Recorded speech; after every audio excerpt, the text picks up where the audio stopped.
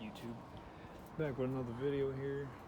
This video I'm going to talk about 7 things that I personally have experienced having problems with the 4.62 valve Mustang Sn95. I have a 97 Mustang here that I wanted to share. So if you were an owner, first-time owner, or someone looking to buy one of these cars, and you're trying to look for certain things that you look out for, or what you should do preventative maintenance on, this would be the video for you.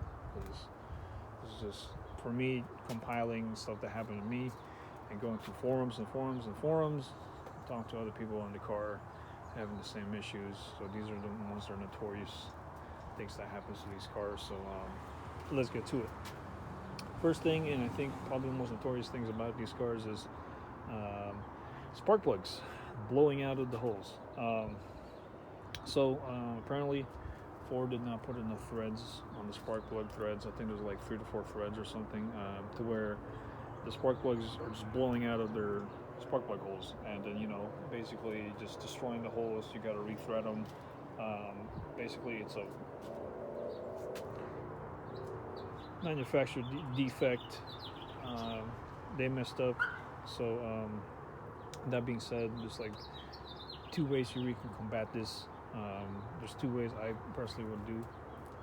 I personally do the ones where if I do replace all of them on every oil change or every 2,000 miles or so, I would go ahead and make sure to snug every single one of them again. So I would go back and snug every single one of them to make sure that none of them is loose. Make sure they're still on there.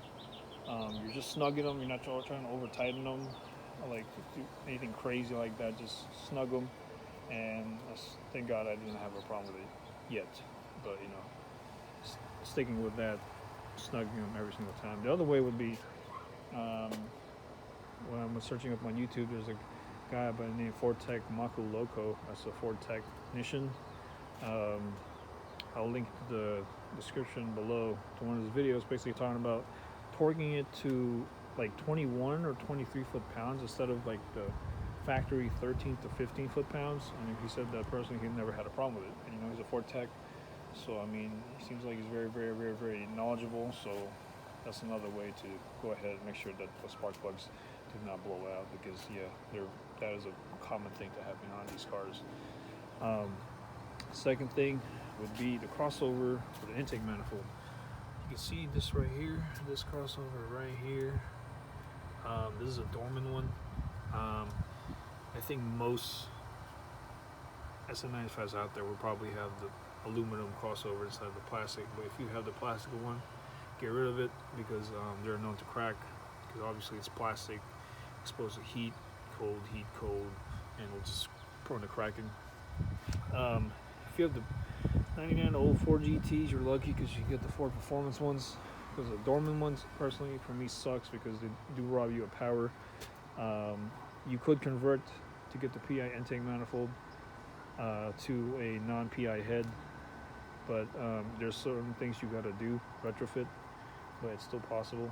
I personally would do the cylinder head swap and then put the PI intake manifold, but I mean, that's just me. But you could still get power out of it if you retrofit it to fit a non-PI head. So 96, 98 have non-PI heads. You could put the 9904 GT manifold in it. On the Ford Performance one, I mean, but yeah, at the moment I have a Dorman one, but yeah, that crossover is known to leaking if you have the plastic ones, so get rid of it if you do buy an SN with that plastic crossover. Third thing is the radiator. Prone to leaking. So owning this for, I was to say 3 years, I had like 3 radiators going out on me. As far as I know, from research I have done, it's due to the torque. It flexes the radiator, causing it to crack, or the plastic crimps on the aluminum, and that's crimped it onto an aluminum part. It'll start leaking out of there, because I think plastic should not be involved in engine bay compartments or engine bay parts, because plastic's not, I don't think, would do very good in heat. So I have an SVA 3 core radiator. All aluminum, so it takes the plastic out of there. It's doing pretty good for me. 3-row core, so it keeps the car pretty cool. Or you can get the Mishimoto one with that floating bracket they have, so that that will prevent it from flexing because it's a floating design to it. So another thing you could go ahead and invest on if you were going to get one of these cars. I would get on an all aluminum radiator for sure. So there's that. The fourth thing about this car that's not to go off or go out or common problem would be the oil filter adapter. You can't really see it here, but basically where your oil filter screws on, there's a gasket in between that to the block and coolant, and oil flows through there. Has been known to go out, go bad. So with that being said, I mean that would cause oil and coolant to mix. It'll look like you have a head gasket. That's probably just what it is. So if I were you, if you know the owner has not replaced it yet and you have a high mileage motor, go ahead and replace that because you don't want those two things to mix. That would be a terrible, terrible, terrible day for you. Even if it's slowly mixing together, and even if you don't know the previous owner changes, just change it just because peace of mind. So that is one thing that's definitely you want to replace sooner than later. So the fifth thing that I know goes out on this car pretty regularly is this bad boy right here. So there's a filler neck seal, as you can see right there. If it focuses, right there, there's a gasket right there where the filler neck goes. But I was filling up on a local Chevron. Noticed out of nowhere, I was looking around. I never looked at the floor. There's gas all over the floor. Yeah, that gasket went out. It's like a $20 gasket that I would, if you, like I said, have not changed it, check it out. Go change it, preventive maintenance, because you don't want to waste gas. Put 91 octane on this car because it was tuned to 91, and then it had gas all over the floor. It sucked. Wasted gas. Had a bad day. Couldn't drive the car, So I just had to fix it. It's a pretty simple fix, but just get it done because don't want that to happen to you. That sucks with that thing going out like that. Just leaking gas all over the floor. So again, get that done. Sixth thing that goes out on this car pretty regularly is the speedometer worm gear.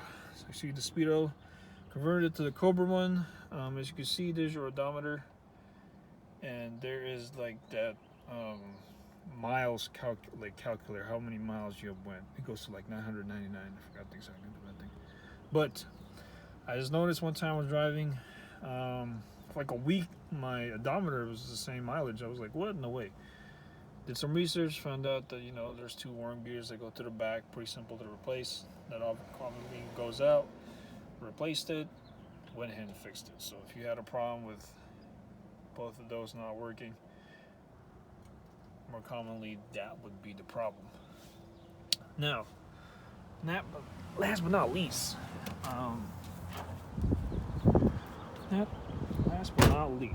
I think this is just my personal opinion. I never heard of anything like nothing crazy happening to this. This is my personal thinking that where this thing is located at. I don't know. I mean, I feel like it would go out very common, but like I said, I haven't heard about it too much. But the starter is located very near the exhaust. It gets very hot in the exhaust, and it's being exposed to all that heat. I personally think that should be on there just because I would replace it and wrap that with a heat shield because I don't like where that's located. I think it's way too close to the exhaust, and it's actually pretty difficult to replace because there's one bolt that's stupid hard to get to. I think most people don't even put that third bolt. But yeah, that's just me inputting the last one in there. But I mean, yeah, that's about 7 things if you own this car, want to buy one, what you would watch out for or get replaced very, very sooner than later. I would leave a link description below to every single thing you would need if you were trying to replace any of these. So like the oil filter adapter gasket, the radiator, like a good radiator, the filler neck, and then the spark plugs. it's just you just doing what you got to do. You could do 2 different things I told you guys about, but yeah, leave the link in the description below. But yeah, these are the 7 things I personally have experience of, or have known other people having a problem with this car. So take all that into consideration when you're buying the car or you owning it, doing your maintenance. So yeah, next time YouTube.